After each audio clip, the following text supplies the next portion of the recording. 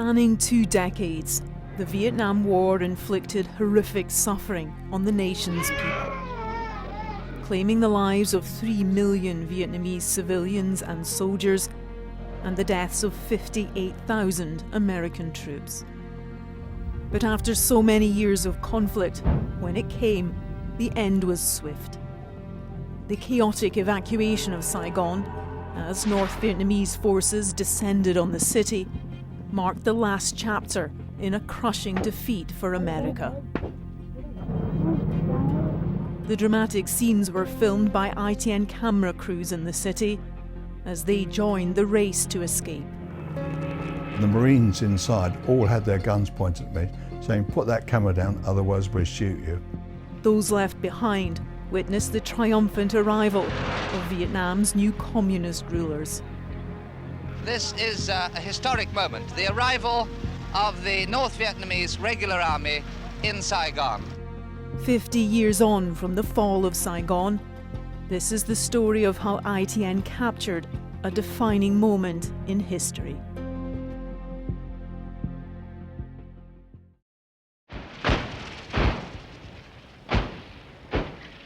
The Vietnam War is often referred to as the first televised war. During the 1960s and 70s, the combination of new technologies and relatively unrestricted access to the front lines allowed journalists to bring the story into people's homes like never before. Patrols like these in the Mekong Delta are convinced that they're winning their war against the VC. They've contacted about 2 platoons of Viet Cong, probably North Vietnamese soldiers. And so Saigon burns. Already half the city, a great part of the city has been destroyed. By 1975, it was clear the situation was changing rapidly. Following the signing of the Paris Peace Accords in 1973, the final American troops were withdrawn from combat and financial support to southern Vietnam was drastically cut.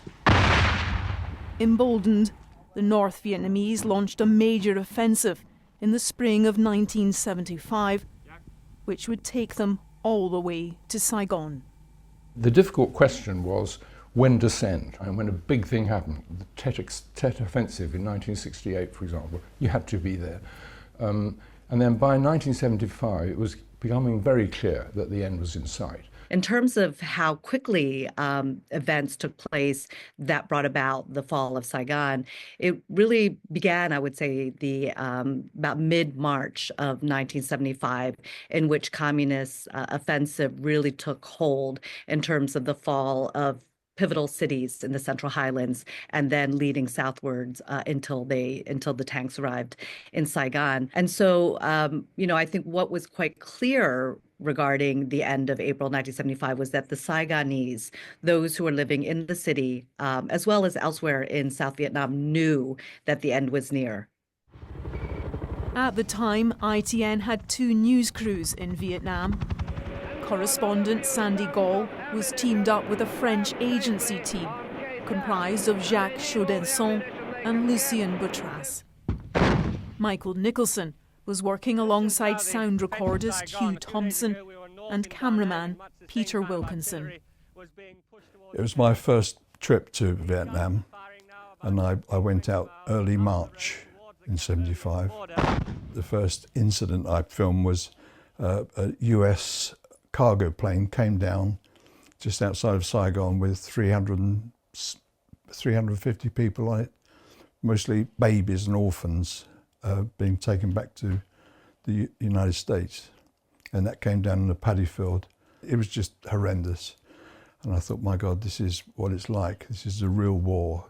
As the end became more and more clear and close, the question then arose, who should stay, should they stay, or should they come out?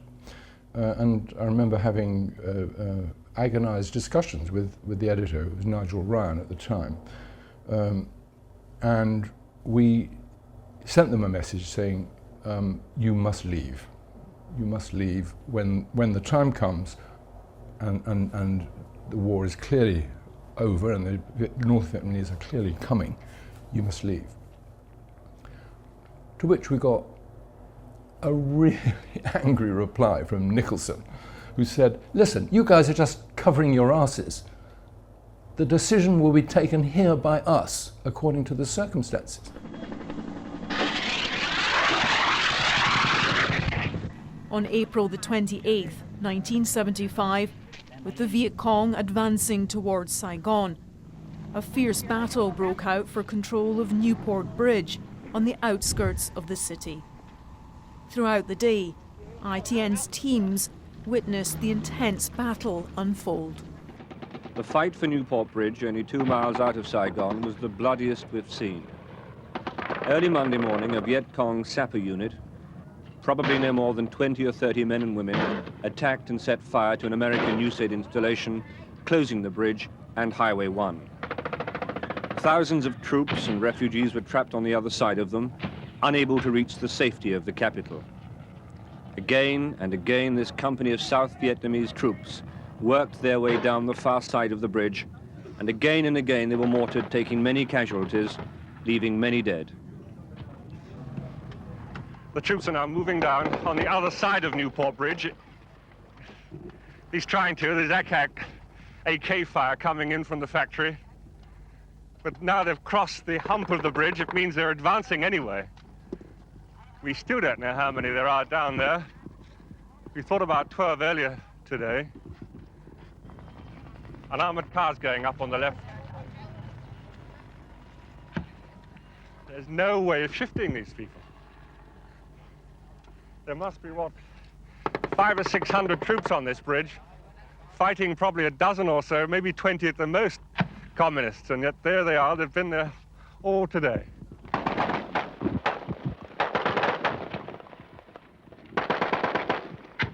The firefight lasted another 2 hours, but because of our open position on the bridge, there was no way we ourselves could get out. But a final charge and a last volley of hand grenades, and the fight to reopen Newport Bridge on Highway 1 was over.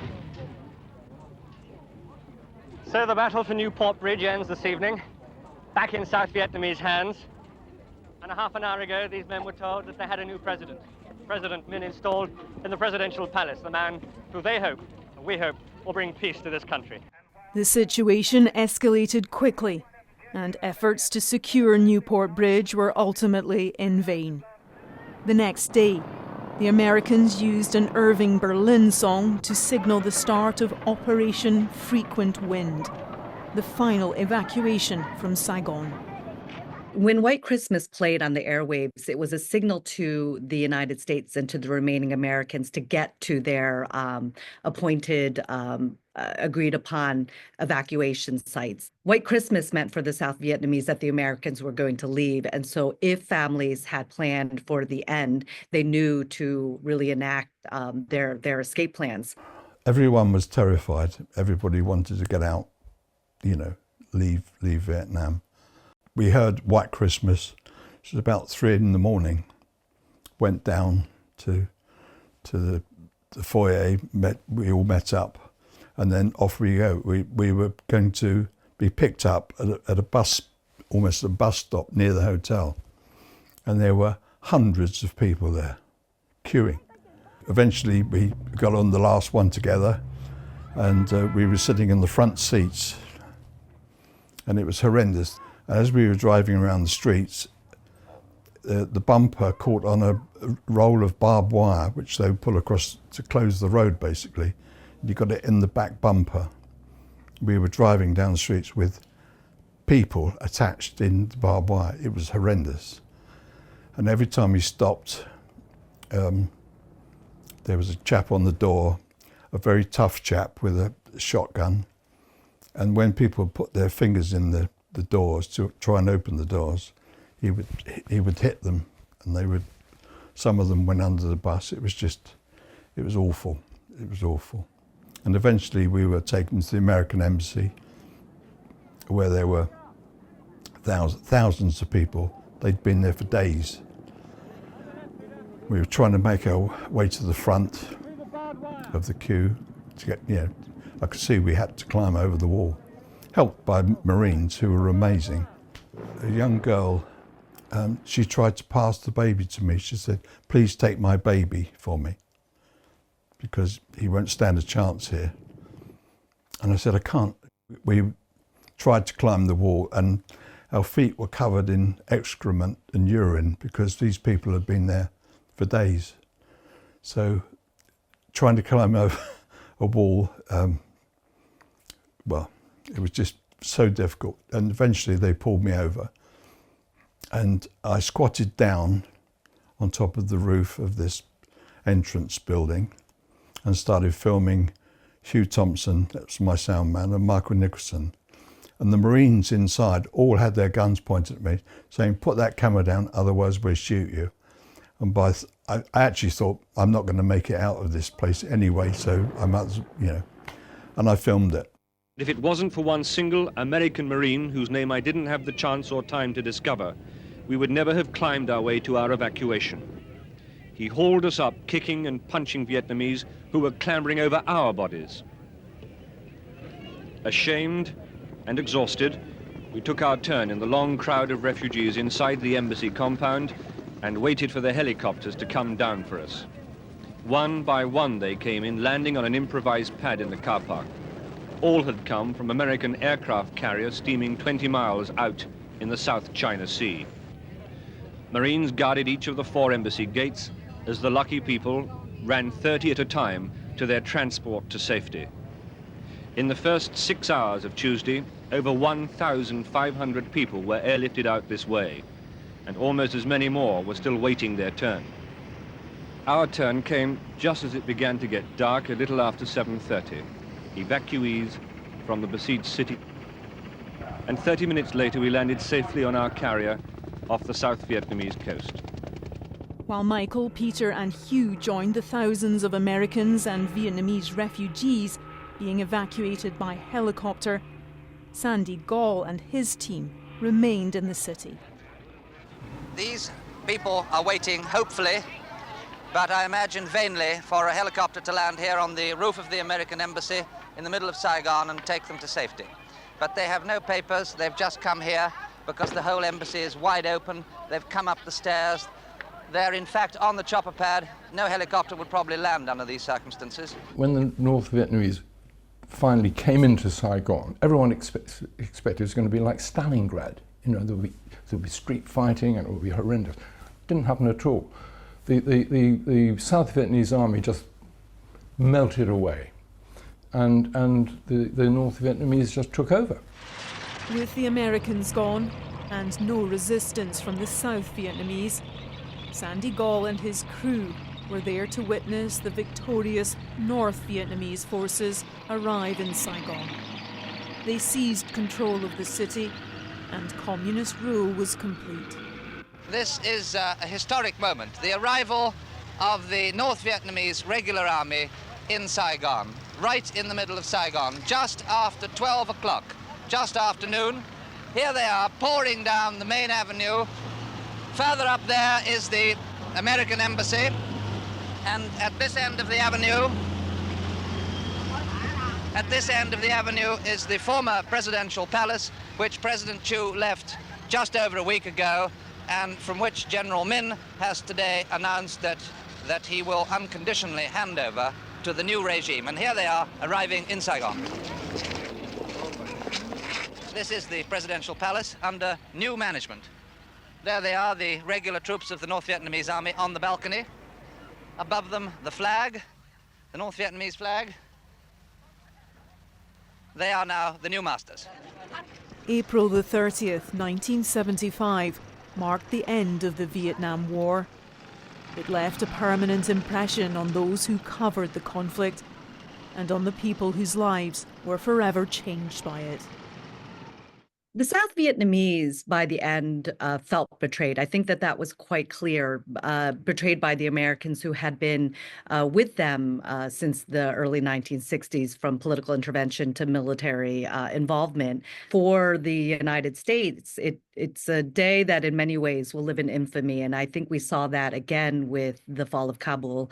When the United States gets involved in overseas conflicts and they do not have a clear reason of why they became involved in the first place, they didn't have a sort of politically legitimate reason to get involved in an overseas war. And when they don't have a clear exit plan, I think that's really the legacy of April 30th, 1975. I think it should be remembered as the culmination of an extraordinary policy failure by the Americans. That the Americans went into Vietnam and pushed on in Vietnam on the basis of a completely false prospectus. That somehow or other, if they didn't stop communism in South Vietnam, it would spread over the whole of Southeast Asia. Well, it's bollocks. And you know, many American men, young men died. Uncounted numbers of Vietnamese died for nothing. That's how I remember it. I think it's really hard to think what it must have felt like for refugees fleeing. You know, I think there were many who thought this would be a temporary leave, that they would go maybe to neighboring Cambodia, Laos, Thailand, perhaps, and then be able to return to Vietnam. They never thought that they would have to leave the country for good. They didn't know if they, you know, if families were separated, if they would ever see their loved ones again. The Vietnam War was the first televised war, and so even the images caught at the very end of that conflict on April 29th, April 30th, really stayed with the people who saw it at the time in the newspapers, on TV. The images of South Vietnamese civilians trying to scramble to leave along with the Americans who were departing really captures the futility of that war. What they don't capture, of course, is the imminent danger that really faced a lot of these civilians, the smells, the heat of that day. Looking back on that everything, I remember the smell of the bodies and everything in, you know, trying to get forward to the gates to get out of the embassy, and how difficult it was to be pulled up just by your wrist, you know, one guy who was a massive Marine. I don't know how many people he pulled over, but what a task. And they were trying to get in from every angle. He was sort of kicking people off, and yeah, I never said thank you to him. The leaders of the new Socialist Republic of Vietnam renamed Saigon Ho Chi Minh City in honor of a revolutionary leader. Over the past 50 years, the city has transformed dramatically. Diplomatic relations between America and Vietnam have been restored, although currently facing turbulent times due to Donald Trump's tariffs and cuts to foreign aid. But the war and its final days in April 1975 have left a lasting legacy, both in the United States and in Vietnam.